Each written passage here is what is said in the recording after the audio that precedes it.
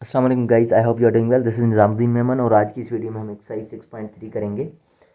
6.2 के कुछ सवाल हमने कर लिए थे, मतलब हमने 6.2 के जो क्वेश्चंस किए थे 5 तक किए थे बस।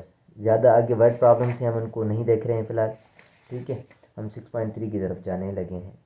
6.3 में हम करेंगे क्या, बेसिकली मल्टीप्लिकेशन है और where possible simplify the following. Where possible simplify the following हमारे पास सवाल है, मतलब ये।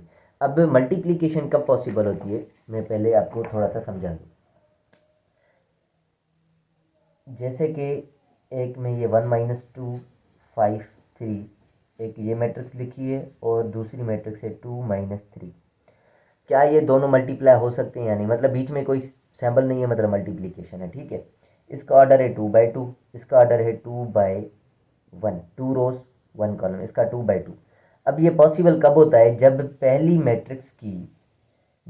मैट्रिक्स के कॉलम दूसरी मैट्रिक्स के रो के बराबर होंगे। अगर ये दोनों आपस में वैल्यूज़ बराबर हैं तो ये पॉसिबल है। ये पॉसिबल होगा कि हम मल्टीप्लाई कर पाएंगे। अगर ये दोनों आपस में बराबर नहीं होंगे तो आप मल्टीप्लाई नहीं कर पाएंगे, ठीक है। तो हम क्या करते हैं, ये पॉसिबल हैं तो हम मल्टीप्लाई कर लेते हैं, ये पॉसिबल हैं तो हम मल्टीप्लाई कर लेते हैं। पर एक और मतलब मैं आपको शो करवा देता हूँ कि कहाँ पर पॉसिबल नहीं है। अगर ये मैट्रिक्स कुछ यूँ लिखी होती 2 - 3, ये हमारा पार्ट नंबर ए है और ये पार्ट नंबर बी है। 2 - 3 और 1 5 और 3 है, ठीक है। अब इसका ऑर्डर है 2 रोज 1 कॉलम, इसका ऑर्डर है 2/2। अब ये आपस में दोनों बराबर नहीं है, पहले का कॉलम दूसरी के रो के बराबर नहीं है, तो ये हमारा नॉट पॉसिबल होगा। इस तरीके से हम ये पॉसिबिलिटी चेक करते हैं। अब जहाँ पर पॉसिबल है वहाँ पर हमें सॉल्यूशन करना पड़ेगा। जैसे कि ये पॉसिबल है तो इसको सॉल्व करने लगा हूँ मैं। किस तरीके से हम बेसिकली मैट्रिक्स में मल्टीप्लिकेशन करते हैं, हम देखते हैं। सॉल्यूशन सॉल्यूशन ये जो रो है, फर्स्ट रो इस कॉलम के साथ मल्टीप्लाई करेंगे। फर्स्ट रो हम इस कॉलम के साथ मल्टीप्लाई करेंगे। सो 1 को हम 2 से मल्टीप्लाई कर लेंगे, पहला नंबर पहले के साथ। 1 को मैंने 2 के साथ लिखा, फिर ये दूसरा जो है -2 में लिखूँगा इस -3 के साथ, ठीक हो गया। इसी तरीके से अब मैं दूसरी रो उठाने लगा हूँ। दूसरी रो मैं इस कॉलम के साथ करूँगा, मतलब 5 को मैं लिखूँगा 2 के साथ और +3 को मैं लिखूँगा -3 के साथ। इस तरीके से मैं क्या करूँगा, मल्टीप्लिकेशन करूँगा। तो इसको सिंप्लीफाई करते हैं। 1 × 2 = 2, माइनस माइनस प्लस, 2 × 3 = 6, 5 × 2 = 10, 3 × 3 = 9, माइनस का 2 और 6 हमारा हो जाएगा 8 और 10 - 9 हो जाएगा 1 के बराबर। तो ये हमारी क्या हो जाएगी, मल्टीप्लिकेशन का आंसर हो जाएगा। ये क्वेश्चन नंबर 1 का और एक्सरसाइज 6.3 का क्वेश्चन 1 का पार्ट ए था। बी हमारा नॉट पॉसिबल है, ठीक है।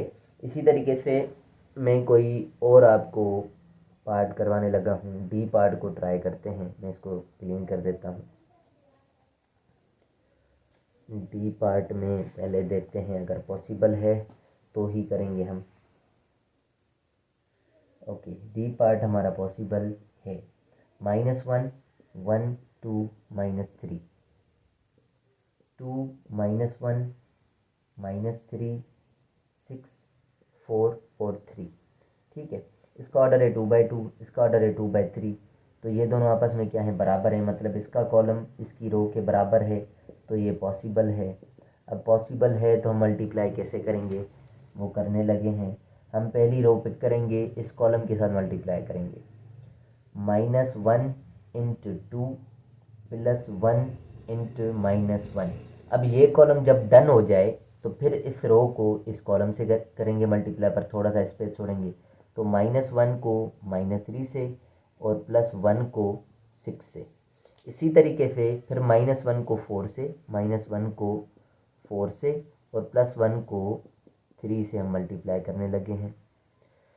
फिर हम दूसरी रो उठाएंगे, इन तीनों कॉलम्स के साथ कर लेंगे। तो सबसे पहले इस रो को हम पहले कॉलम से करने लगे हैं, इससे करने लगे हैं, ठीक है। सो 2 को 2 से और -3 को -1 के साथ मल्टीप्लाई करेंगे।